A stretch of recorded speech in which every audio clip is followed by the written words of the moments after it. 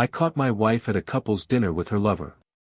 She was wearing a dress I'd given her for our 5th anniversary, smiling in a way I hadn't seen in a long time. But it wasn't for me. When our eyes met, she froze. Her fork slipped from her hand, and her wineglass shook. The table next to her stared. She murmured my name, stunned. And I just walked toward them, my heart screaming inside, but without a tear showing on the outside.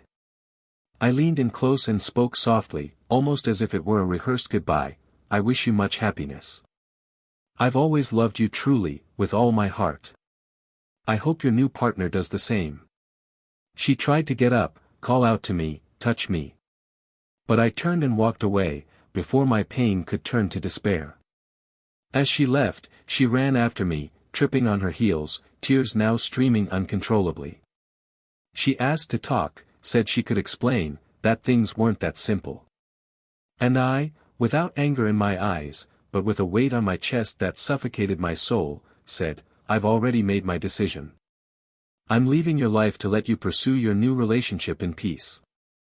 I didn't yell, I didn't argue, I didn't accuse her. I just left. And in that moment, contradictory as it may seem, I felt relief.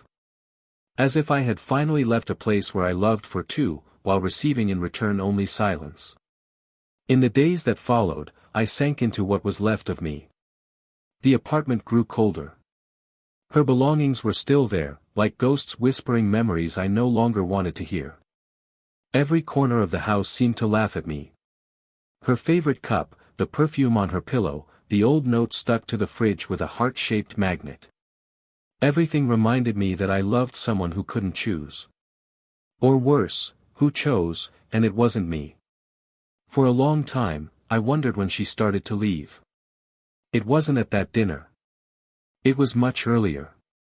It was the day she stopped listening to me tell her about my day, the moment she started replying, okay, without asking how I was, on the nights when her cell phone became more important than my ringtone. She left me slowly, like someone slowly blowing out a candle. And I, blinded by love, didn't realize I was already living in the dark. Time passed. And as much as I initially wished it were all just a nightmare, I gradually understood that sometimes, losing someone is gaining freedom. I rebuilt my life with the pieces of what was left. I remade my days with silence, with self-respect, with maturity. For the first time, I began to choose myself. The truth is, after so much pain, self-love became survival. Her. Well, she tried to move on. She lived that romance as if it were something epic. She posted smiles, kisses, dinners, passionate captions. But I saw, behind the lens of her staged happiness, an insecurity etched in her eyes. I didn't wish harm, I just didn't want to be part of the chaos anymore.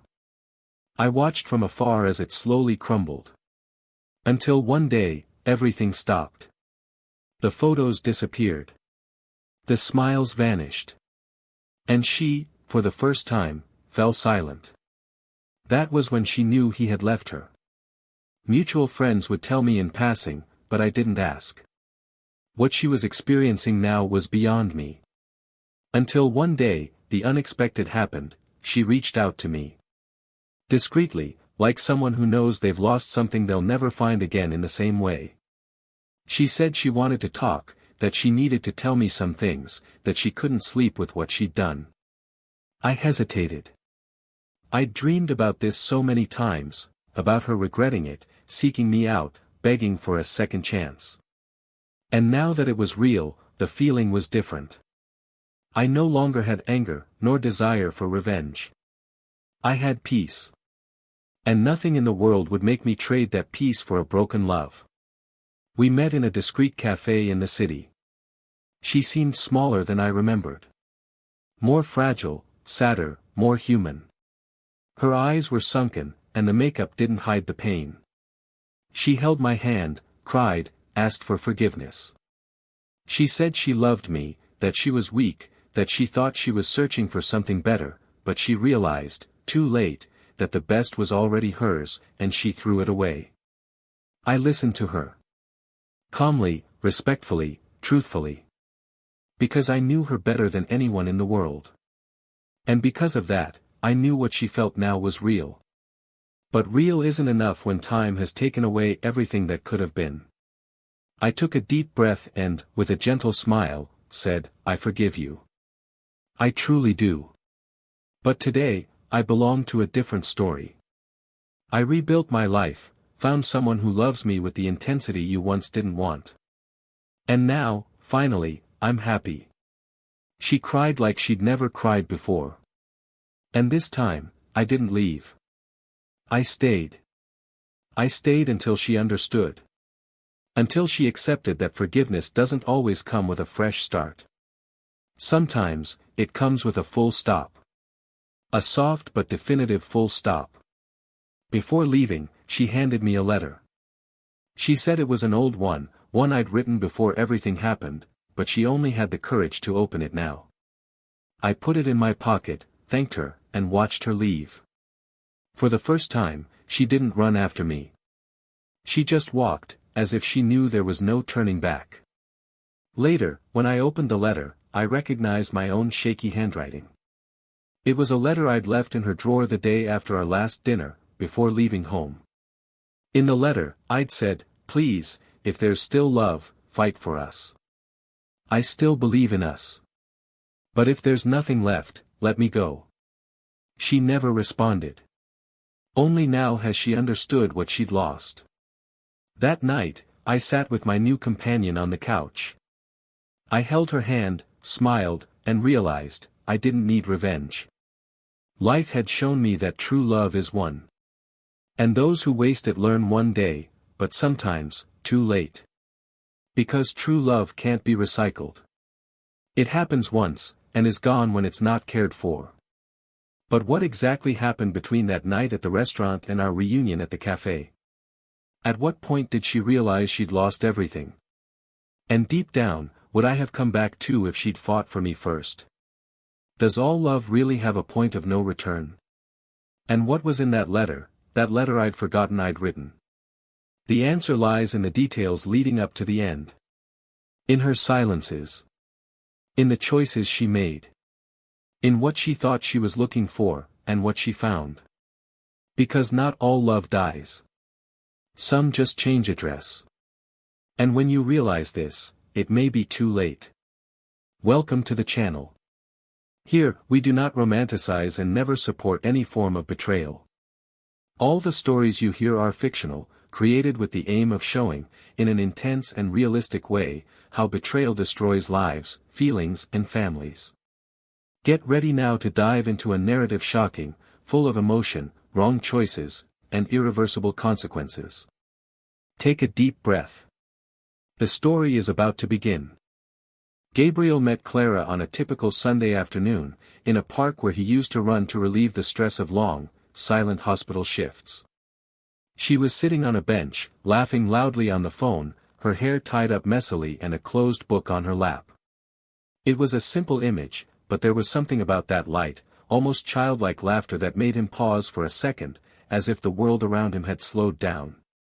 Clara's eyes met his by chance, and it wasn't long before that chance became routine. Within a few weeks, she was accompanying him on walks, sharing coffee and stories, and before long, they also shared silences, plans, and, eventually, the same roof. Their relationship was built slowly, carefully, as if they both knew how rare it was to find a feeling so calm and yet so alive. Gabriel was a doctor, an only child, raised by a widowed mother who taught him from an early age to care, not only for others, but also for himself. Clara, on the other hand, was a literature teacher, the eldest of 3 sisters, and came from a boisterous family full of grand gestures and lingering hugs. Together, they found a near-perfect balance between quiet affection and a passion for words. At first, every detail of their relationship seemed to fit together naturally. Gabriel loved the way Clara made any space feel like home, from the scent of cake on Sundays to the phrases written on post-it notes stuck to the refrigerator door. Clara, in turn, was enchanted by the way Gabriel treated people, the doorman, the elderly neighbor, the patients. Always with respect, always with patience. They became the kind of couple everyone admired, not for their exaggerated displays of affection, but for the sincere way they looked at each other, the way they listened to each other. He knew her favorite ice cream flavor, she knew when he needed silence. And even on difficult days, when fatigue and small frustrations overcame romance, the two managed to find each other amidst the chaos with a touch, a look, reminder of why they started it all. Clara always had an artistic restlessness, a constant desire for novelty and inspiration. Gabriel, more reserved, valued stability. But their differences were never a problem, on the contrary, they served as a complement. As she spoke excitedly about a new author she'd discovered, he listened attentively, even without fully understanding her fascination with obscure poetry. When he returned exhausted from a night shift, she'd leave notes around the apartment with phrases like, "The world is better with you in it," or "Today is the day to rest your body and smile with your soul." It wasn't a movie love. It was real, palpable, with silences, implicit agreements, and shared pain. It was love in its most genuine form, the kind that's built in everyday life. The apartment where they lived was small, but full of history. Every corner held a memory, the sofa they bought together after 3 months of dating, the crookedly framed photos in the hallway, the plants she insisted on tending and which he kept forgetting to water. Little by little, that place became a symbol of what they had built. There was no luxury, but there was presence. The sound of the kettle whistling in the mornings, her footsteps in the hallway, the smell of food mixed with soft music in the late afternoons. Living there was a constant reminder that happiness sometimes hid in the simplest things. As the years passed, challenges arose. Clara began teaching at a new, more demanding institution with a competitive environment. Gabriel was promoted at the hospital and took on more responsibilities. Their routines began to fall apart. One would arrive late, the other would leave early. But there was still effort. He would leave dinner ready when he knew she was having a tough week. She would leave voicemails throughout the day, just to remind him she was thinking of him. To the outside, nothing seemed to have changed. But inside, small cracks began to form. And not from a lack of love, but from an accumulation of absence. Gabriel missed the long conversations on the porch, the impromptu movie sessions on the couch. Clara, for her part, felt increasingly suffocated by the routine, by the weight of living up to so many expectations, including her own. They talked, of course. They tried to adjust. They planned trips, proposed changes. But something began to change, subtly, in the way they looked at each other. Gabriel noticed that Clara was more distracted, more absent even when present. Her smiles came late, her responses less enthusiastic. But he believed, with all his might, that it was just a phase. As a doctor, I knew that the body sometimes collapsed from exhaustion. And as a man in love, I believed that the heart could rebuild itself, even after some time of being extinguished. Clara, however, carried a restlessness that even she didn't understand. A constant feeling that something was missing, even though she had everything. It was as if the world around her had stopped surprising her. She felt trapped in a routine she once called home. The walls of her apartment, once cozy, now felt narrow.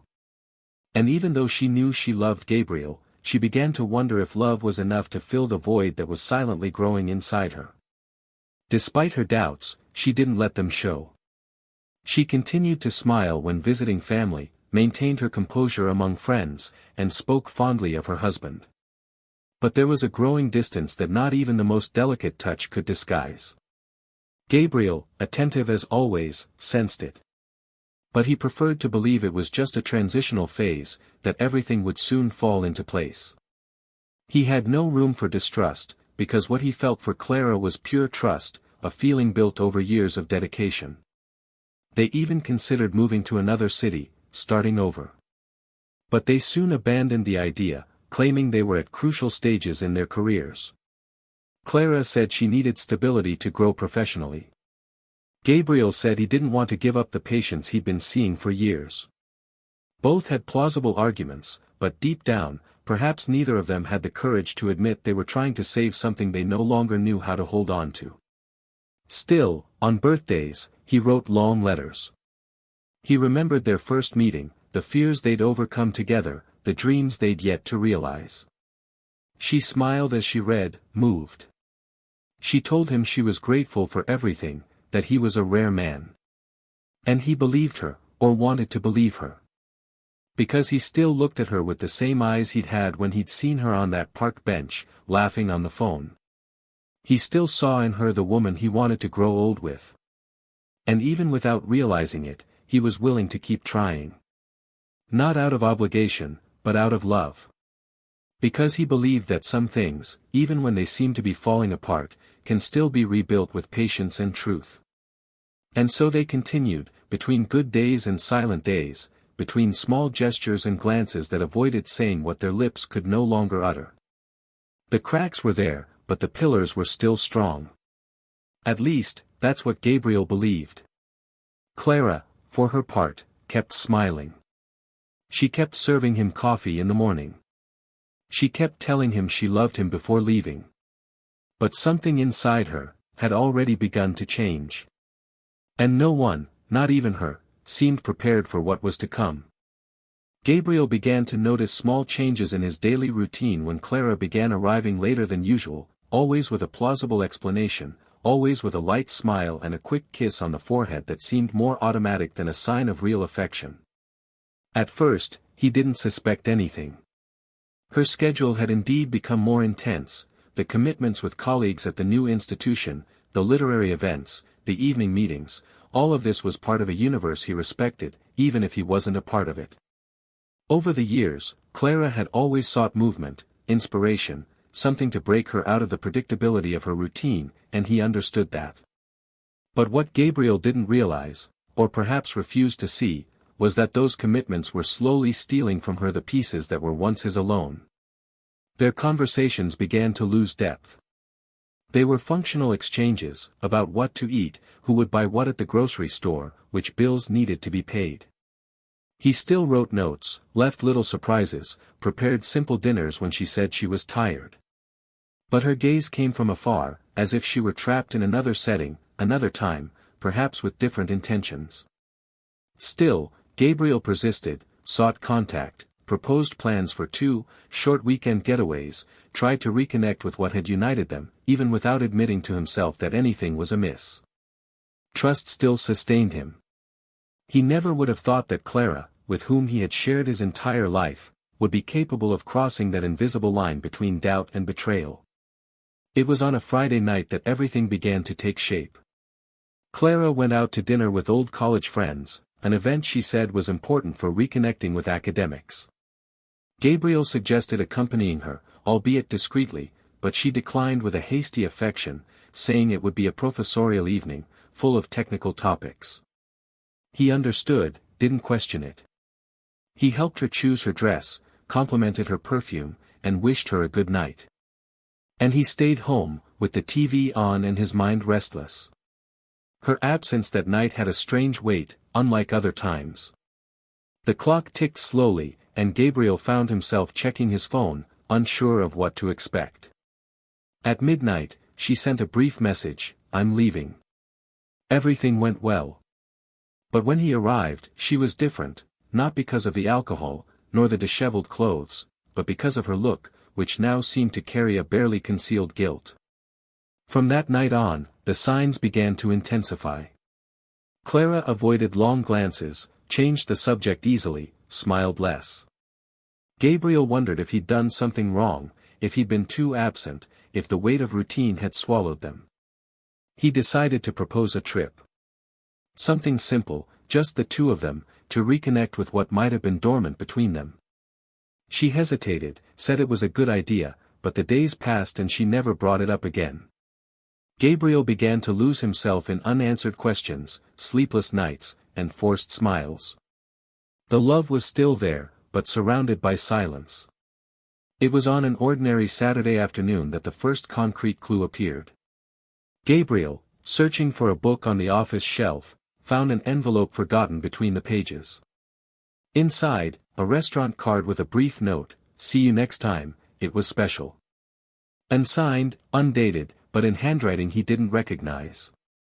He tried not to jump to conclusions, trying to imagine it might be from a friend, some note left at a random gathering.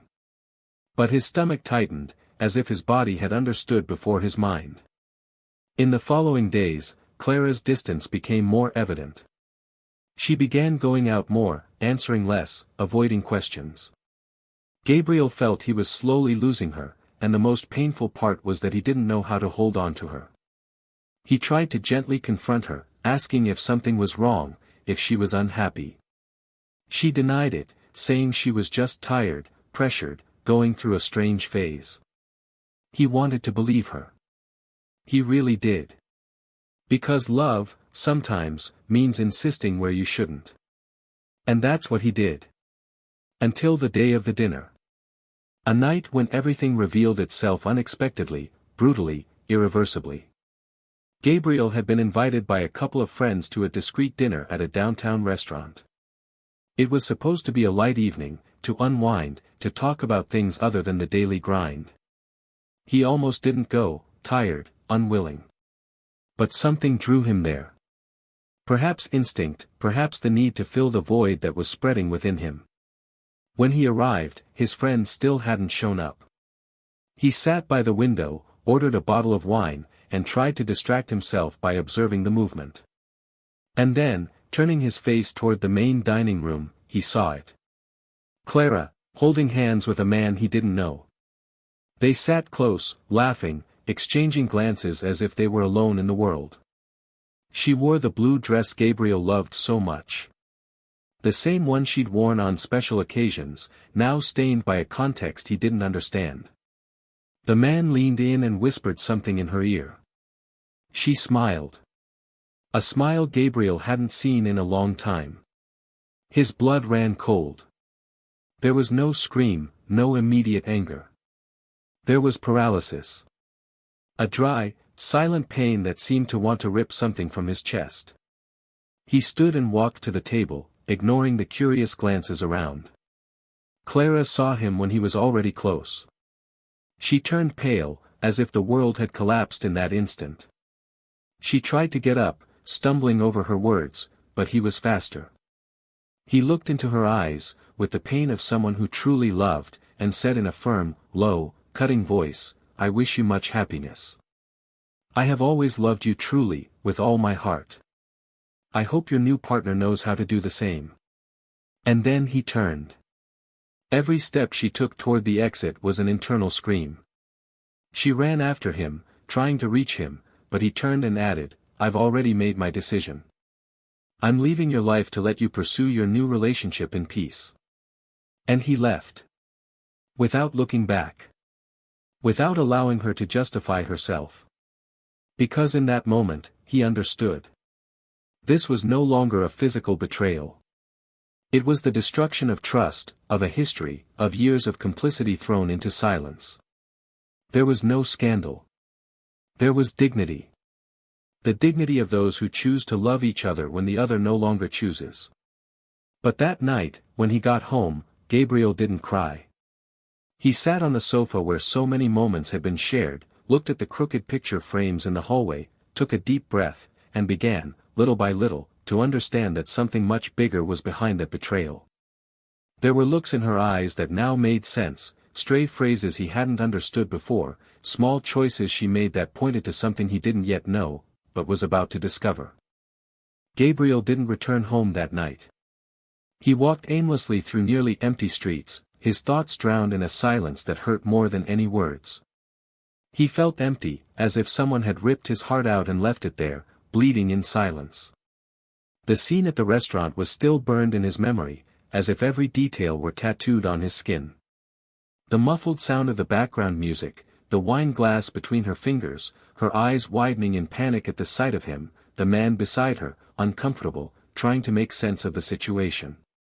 But what hurt most, what truly tore Gabriel apart, was her calm in the minutes before his arrival, her light laugh, the lightness in her gesture.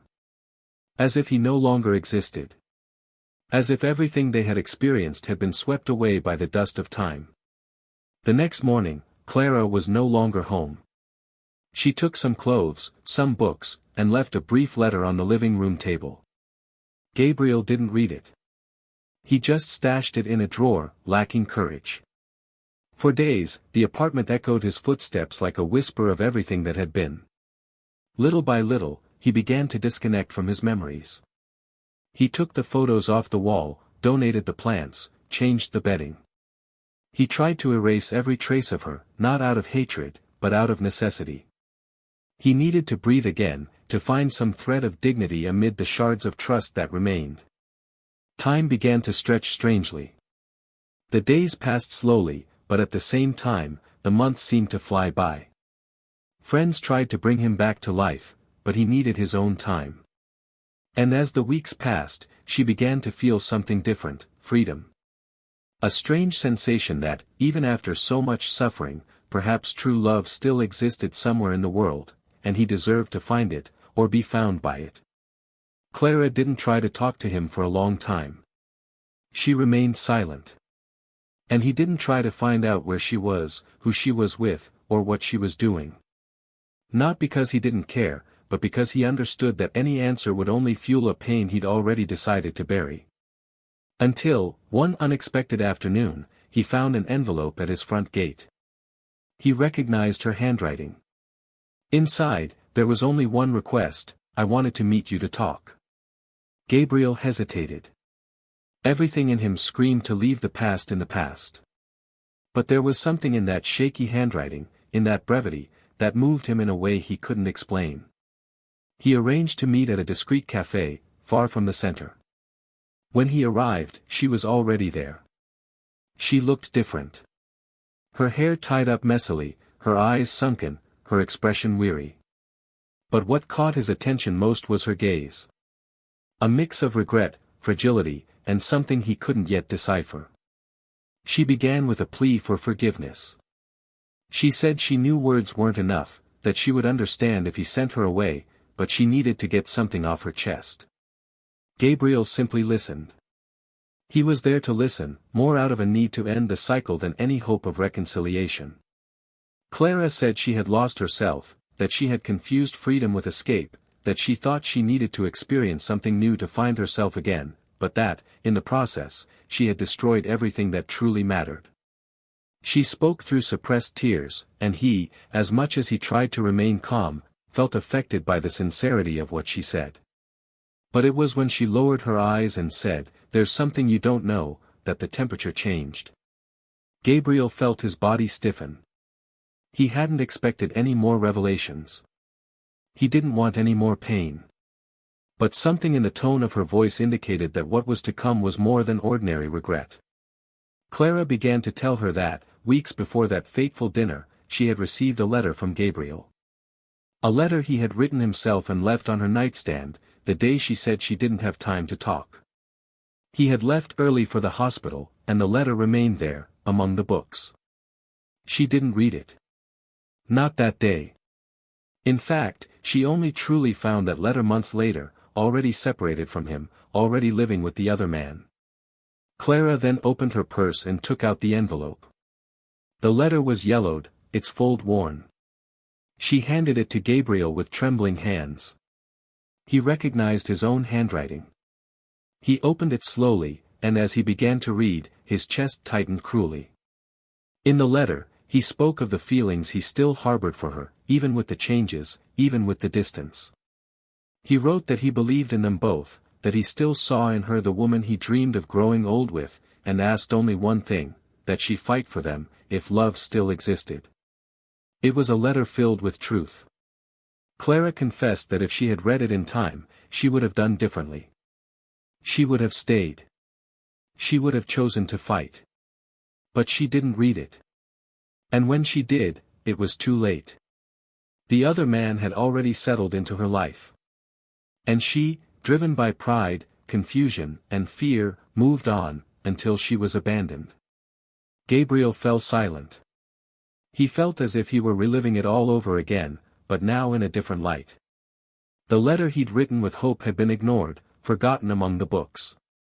The last chance to save what they had had was carelessly lost.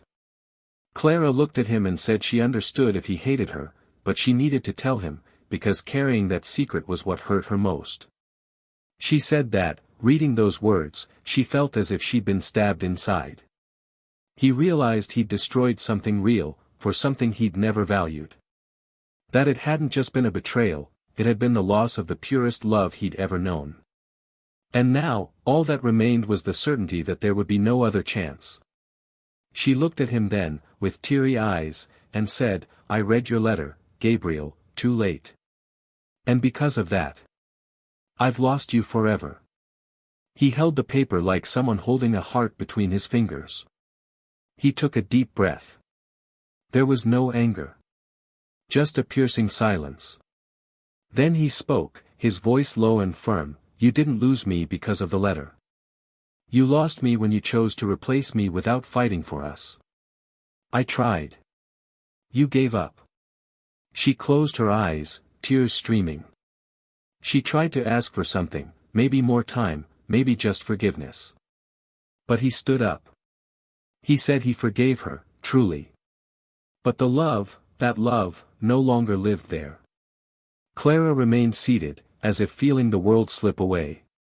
Gabriel left the cafe and walked toward the car, the letter still in his hands. In that moment, he understood the weight of it all. It wasn't just a betrayal. It was the revelation that his love could have been saved, if it had been read, if it had been felt. But it wasn't. And now, the past had become just a memory. A memory with an end. And a new beginning was already approaching. Gabriel left the cafe with the letter crumpled between his fingers, his heart pounding in a way that was hard to describe. It wasn't pain, not anymore. It was a kind of deep release, as if everything that had been bottled up for months, between questions and attempts to understand, had finally found form and a name. He walked aimlessly along the sidewalks wet with the drizzle that insisted on falling thinly, discreetly, like the sadness that no longer hurt him but was still there, clinging to the corners of his memory. He knew this conversation needed to happen, that listening to Clara, facing her head-on, was an essential part of his process of closure. But now, after everything had been said, a new certainty arose within him: he was free. Clara was no longer part of his life, not like before, and not out of pride or revenge, but because the truth had taken charge of burying any remaining illusions. And, contrary to what he'd imagined, this closure didn't hurt, it was like lifting an old weight off his shoulders. The next day, Gabriel returned to the hospital. Work had always been his safest refuge, the place where his full attention was required and his personal pain didn't have much room to scream. He spent the day immersed in appointments, surgeries, technical words, smiles of relief, goodbyes, and promises of healing. And for the first time in a long time, he felt present. No longer fragmented, no longer conflicted. That night, as he left the emergency room through the back door, he was surprised by a familiar face, Mariana, head nurse of the pediatric ward, with whom he had shared shifts for years. She was waiting for him with a coffee in her hand and a calm smile, with no hidden agenda, just a welcoming smile. Gabriel found it strange at first, but accepted. They chatted right there, sitting on the bench next to the employee entrance, like old acquaintances who chance upon each other in a new phase of life. The following days brought new colors. Mariana was discreet, fun, full of light stories and sincere glances. There was no rush between them, no pressure, no inflated expectations. She listened to Gabriel attentively, without trying to cure him, without pressuring him to forget the past. And he, for the first time in a long time, felt comfortable speaking without fear of being interpreted as weak or confused. He didn't talk about Clara, he didn't talk about the letter, but in every silence between them, there was the certainty that this, whatever it was starting differently. Gabriel didn't want to replace anyone. He simply wanted to find himself again. And Mariana, without promising anything, patiently helped him along this path.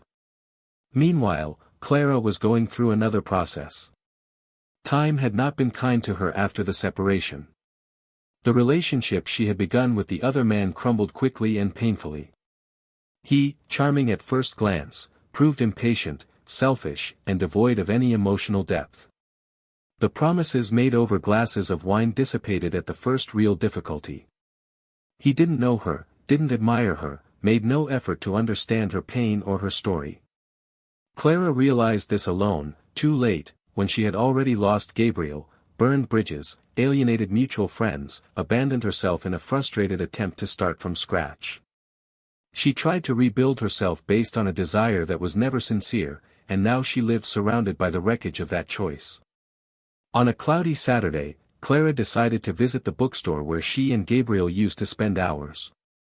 She walked through the aisles with a tightness in her chest, the smell of books mixed with the weight of memory.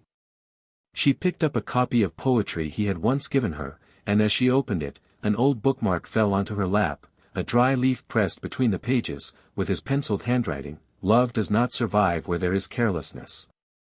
She swallowed hard.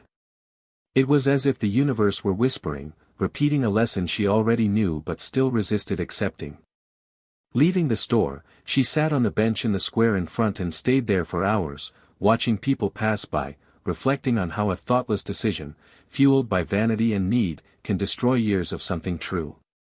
On Monday, Gabriel arrived home after a long shift and found a bag left at the front desk. Inside was a book with Clara's inscription and a note asking him to read it one last time, no answers, no meetings, just reading. The inscription said she no longer wanted to ask for anything, no longer wanted to try to get back together, but needed to record that she now understood. She understood everything he had been, everything she had lost. Gabriel held the book, considered throwing it away, but something made him open it. And there, between words of regret and confession, was something new, an apology not for having betrayed him, but for not having fought for them. She wrote that she now knew the mistake wasn't just the betrayal, but everything that came before, the silences, the indifference, the choice to walk away instead of opening up. She said she understood, the hard way, that love requires presence, effort, daily surrender. And she had failed in all of these. Gabriel closed the book, leaned back against the sofa, and took a deep breath. He didn't cry. He didn't feel angry. He simply confirmed that he was where he should be, far away. That same week, he accepted Mariana's invitation for a drive out of town. Something simple, unhurried. The open road ahead, the clear sky, the music low in the car. They laughed at silly things, exchanged knowing glances, and, above all, shared the lightness of being whole there, with each other, without ghosts, without absences. Gabriel began to feel something different. It wasn't the same love as before. It was a new path. And maybe, just maybe, it was even more beautiful, because it came after the pain, after the loss, after the rebuilding. It was a love unhurried, mature, silent. A short time later, Clara accidentally saw a photo of Gabriel with Mariana on social media. They were smiling on a balcony, embracing, surrounded by young plants and natural light. It was the kind of image she used to dream of having with him. And looking at it, she felt something she couldn't immediately name. It wasn't just sadness. It was the absolute knowledge that that man was no longer hers. And more, that he had moved on with dignity, while she was still clinging to a past she herself had imploded. She didn't cry. She simply closed her phone, looked around her own empty apartment, and understood, with a lump in her throat, that no true love survives abandonment. At the end of that month, Gabriel walked through the house with Mariana, observing details for the renovation they would undertake. She suggested changes, colors, plants. He smiled and watched how confidently she moved, how her presence effortlessly filled spaces. As he passed the box where he kept old mementos, he picked it up, considered opening it, but chose to leave it there, closed. He no longer needed to understand the past. The present finally made sense.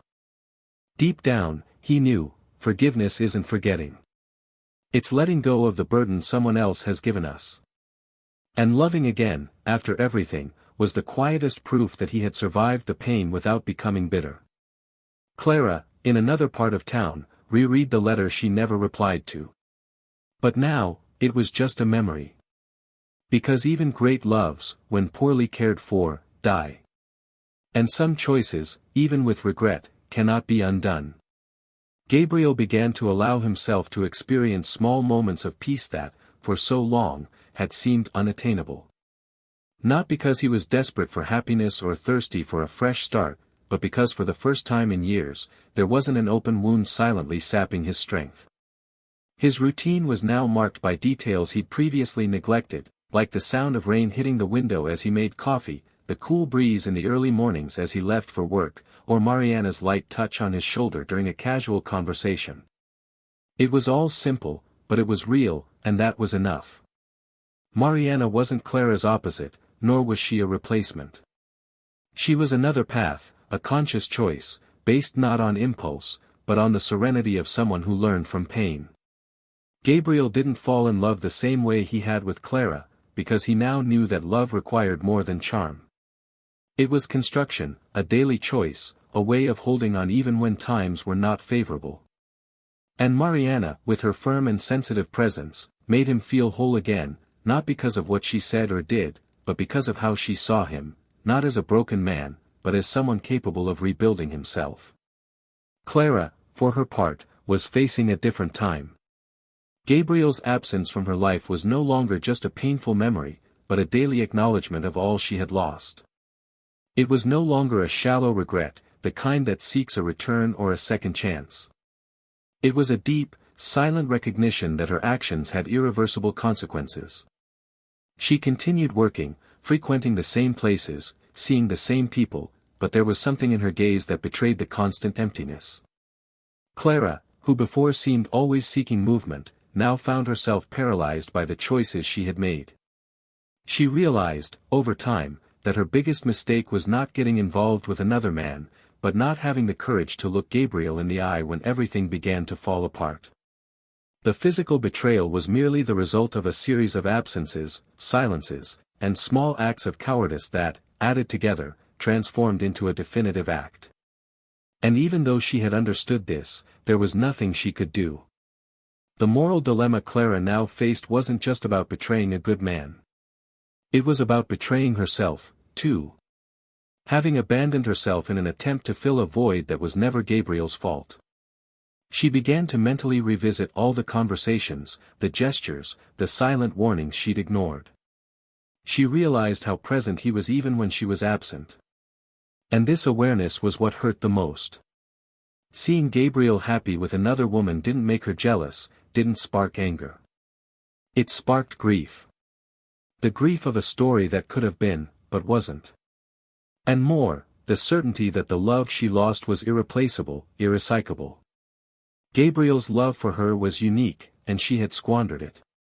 Mariana, even without knowing the most intimate details of Gabriel's experience, understood his silences.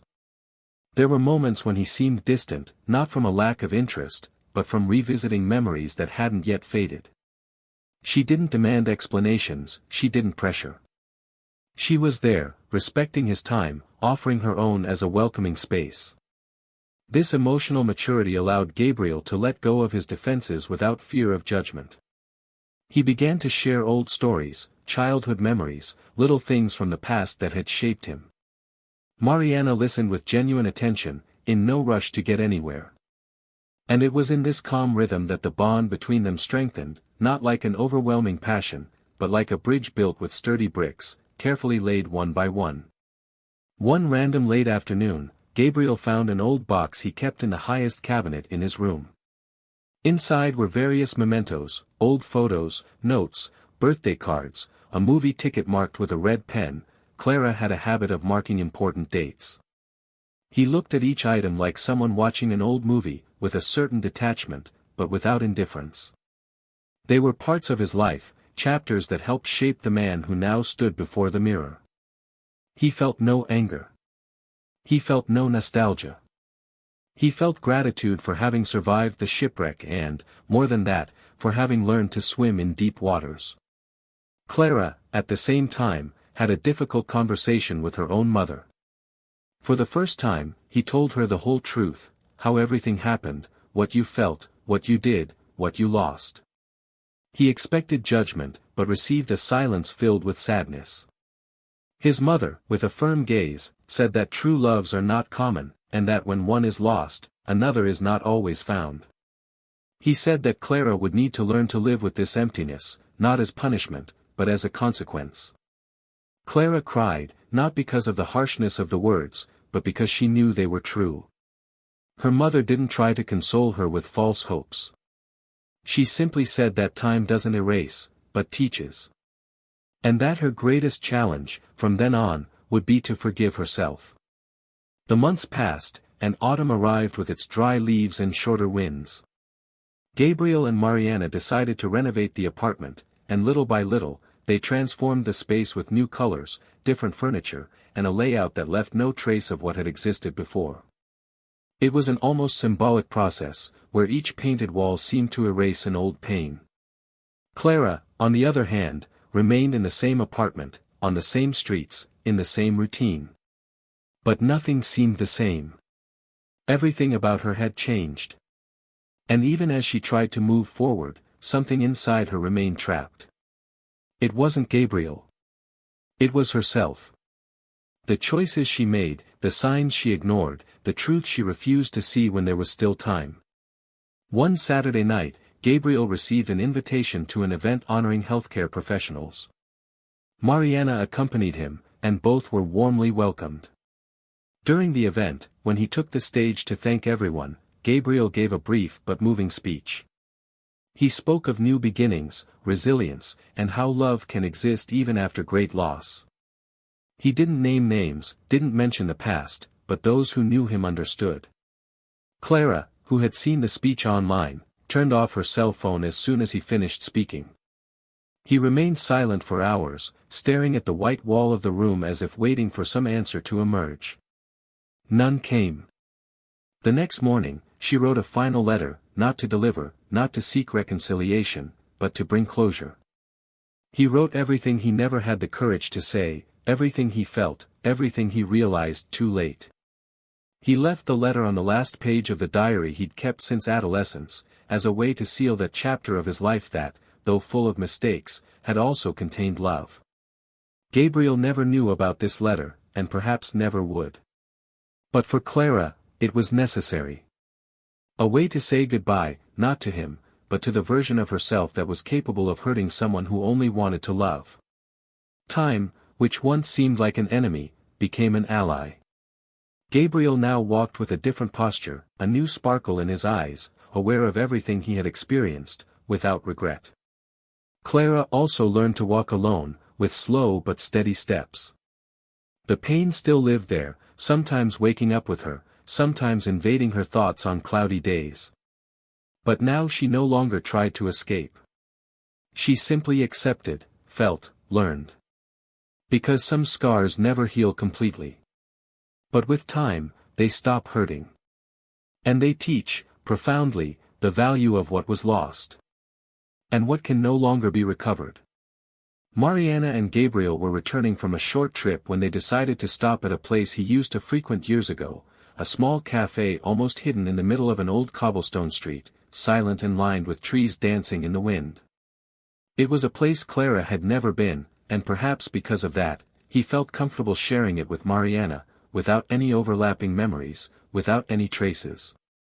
As she watched the street activity through the fogged-up glass window, he told stories from his time there, the days he doubted himself, the times he thought he couldn't bear the weight of what he felt. Mariana listened with that gentle gaze that didn't attempt to console, just understood, without trying to fix his pain, without wanting to occupy spaces that weren't hers. And it was there, between sips of coffee and honest memories, that Gabriel realized how far he had come. It was no longer about forgetting what had happened, but about understanding that some stories end without a happy ending and, even so, deserve to be respected for what they were, and not for what was missing. Later, while reorganizing the bookshelf in their newly renovated apartment, Mariana found a photograph tucked between two old medical books. It was an old photo of Gabriel and Clara on a trip to the mountains, hugging and smiling in front of a simple cottage. She held the image for a moment, silent. Gabriel noticed, approached, and before she could say anything, he took the photo from her hand and put it back in the drawer. Mariana, in a calm voice, asked if he wanted to talk about it, but Gabriel just shook his head and replied that it wasn't necessary, not anymore. She didn't press the point. He knew there was something there that didn't need to be verbalized, because there was enough trust between them that the spaces between words were respected. Meanwhile, Clara decided to move to another city. Not on impulse, but out of an almost biological need to breathe new air, to leave behind the scenes where everything seemed to scream what she had lost. She chose a calmer destination, a smaller town, where she could slowly start over. She found a small apartment near the school where she would begin teaching, a simple place with wide windows and silence in the mornings. During the move, she carefully disposed of boxes and objects, separating everything that belonged to a time that needed to be closed. She kept in a small box only the things that represented something intimate, the diary with the final letter, a photograph with her sisters when they were still young, and a bookmark in Gabriel's handwriting. Words that no longer hurt, existed only as memories. She didn't want to erase him, never had. She simply needed to learn to no longer live in a guilt that wouldn't be healed by his presence, but by the acceptance of her own failure. Gabriel and Mariana were beginning to think about something more definitive. Between conversations about the future, he shared his desire to have children. Mariana, with the maturity of someone who has also known the weight of loss, didn't respond immediately. She waited for the right moment and said she wanted that too, but with the lightness that life could offer, without pressure, without urgency. They built their plans carefully, not in a rush to accelerate the arrival of a new cycle, but aware that they were both ready for what was to come. What united them was the desire to walk together, respecting each other's silences and rhythms. Gabriel no longer felt the need to prove anything to anyone, nor to fill holes from the past with promises of the future. He felt whole, present, capable of loving with maturity. One afternoon, while Gabriel was preparing dinner, the intercom rang. Mariana answered and, after a few seconds of silence, said someone was downstairs, asking to speak with him. She didn't give her name, just handed the phone to Gabriel with a curious look. He answered, and on the other end, Clara's voice came through, trembling, hesitant, asking only for a brief moment. She said she didn't want to interfere, but she needed to return something. Gabriel hesitated. For a moment, he considered not going down, to avoid any possibility of upset. But there was something in her tone that no longer sounded like a plea or nostalgia. It simply sounded like a need for closure. Mariana watched him silently as he descended. She didn't ask, didn't judge. She simply waited. Clara was standing across the street, holding a small box. When she saw Gabriel, she walked toward him with short steps, unsure whether to smile, hug, or simply hand over what she held in her hands. She did none of these things. She simply held out the box and said that it contained the last remnants of a story she no longer wanted to imprison, nor use as an excuse for her own pain. Gabriel took the unopened box, thanked her, and prepared to leave. But she interrupted him with a simple request, "Just answer me one thing, are you happy?" He glanced for a moment at the apartment window, where Mariana was watching the scene from afar, then turned his gaze to Clara and replied, "Yes. But it's a different kind of happiness than I imagined. It's not the kind that explodes, it's the kind that lasts. The kind that builds. The kind that isn't afraid." She smiled, even though her eyes were watering, and said that was all she needed to hear. She didn't ask for anything else. She didn't try to extend the conversation. She simply turned her back and walked away. And in that gesture, Gabriel knew she finally understood. That night, when she opened the box, she found old letters from him, a forgotten shirt, and a book of poems with a dedication she'd written many years before. Nothing hurt. Mariana, sitting next to him on the sofa, glanced at the objects without asking. Gabriel tucked the box away in a corner of the closet and said it was part of his story, but no longer needed to be read. Mariana replied that everyone carries chapters that don't need to be reread, just respected. And so, over glasses of wine and soft music in the background, they sealed another day together. Clara, now in her new city, began to find meaning in small things. Children from school would bring her drawings for no reason, neighbors would offer coffee on the sidewalk, and the silence at home was now lighter. It wasn't a romantic or idealized fresh start. It was simply a new chapter, without guarantees, but with greater awareness. For the first time in a long time, she began to look at herself with less cruelty. She hadn't completely forgiven herself, but she learned to live with her choices without turning them into chains. She knew she might never find a love like Gabriel's again, but she understood that true love requires more than desire, it requires courage. And that when you fail in this, the consequences are real. However, she also knew that living forever with this guilt would be repeating the mistake of withdrawing from herself. And that, she wasn't willing to do again.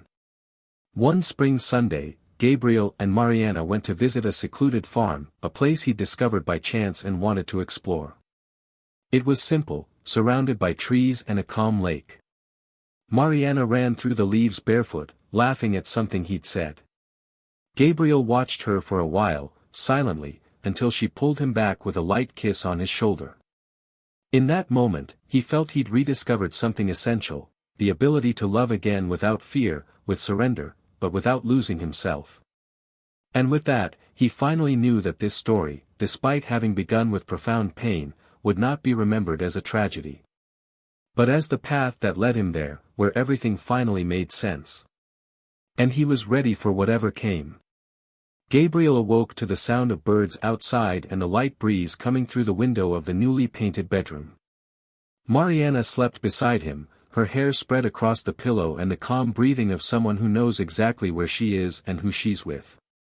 The sun hadn't yet fully risen, but enough to tinge the ceiling golden.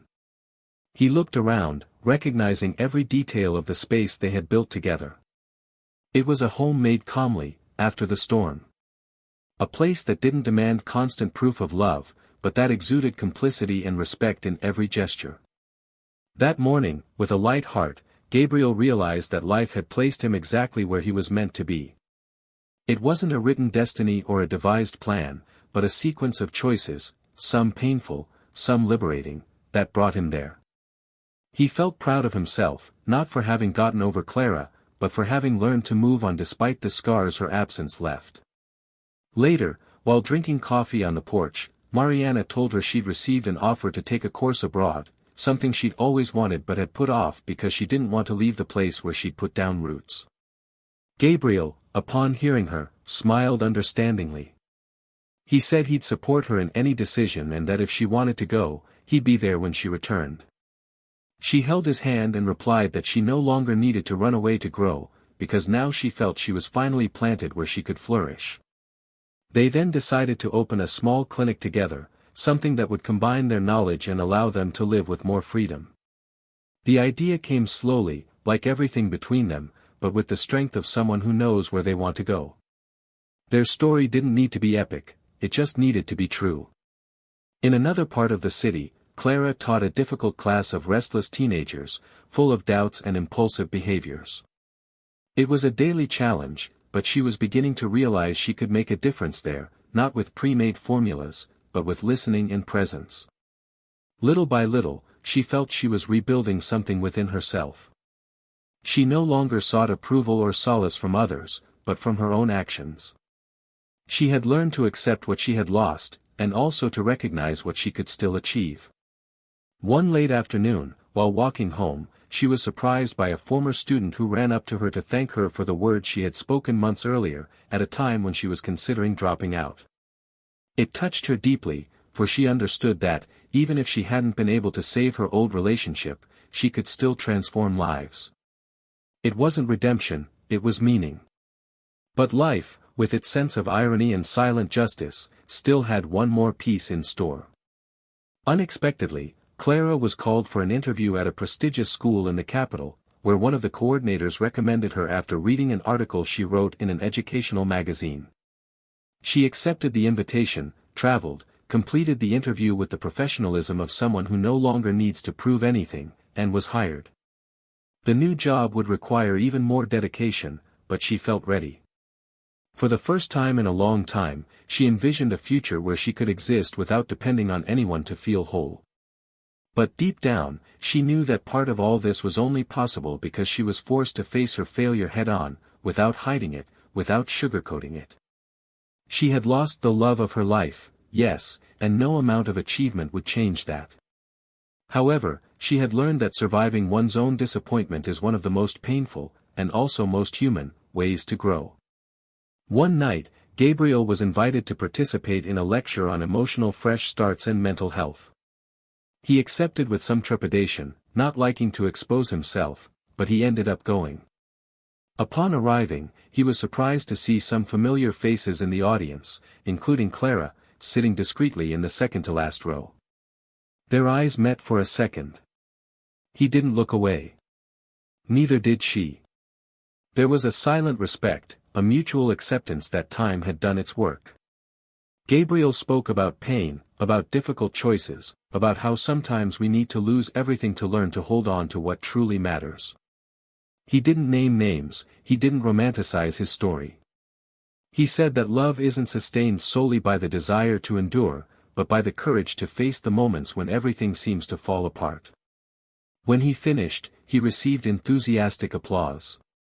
Clara applauded too, with suppressed tears and sincere pride.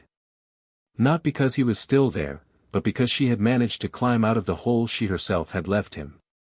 On the way out, Clara waited for him to pass, but didn't call out. Gabriel glanced over, hesitated for a split second, and then approached. They exchanged few words, no promises, no requests.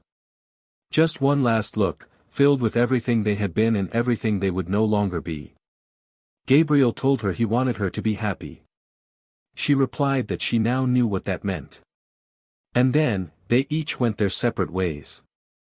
The love between them existed, was real, but it didn't last. And understanding this was, in a way, a liberation for both of them.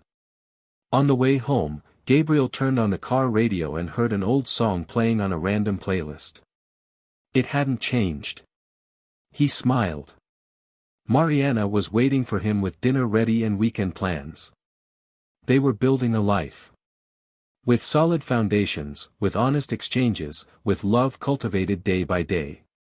Nothing grand, but all genuine. And that was enough.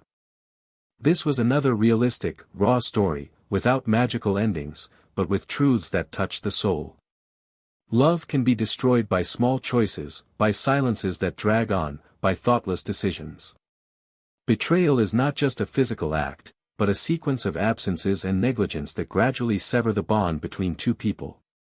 And when this happens, it's not enough to apologize or wish for a return. Sometimes, there's no going back. And forgiveness, while possible, doesn't bring back what was lost. If you've made it this far, tell us in the comments, what moment in the story touched you most? What would you have done differently? Your opinion is very important to us. Also, be sure to subscribe to the channel, because every week we'll have intense, true, and emotionally charged stories like this one. And never forget, this channel does not support, justify, or romanticize any kind of betrayal. Here, we show how the decisions we make affect lives, destroy homes, and forever mark the paths of those who have been betrayed. Betrayal is not a mistake. It's a choice.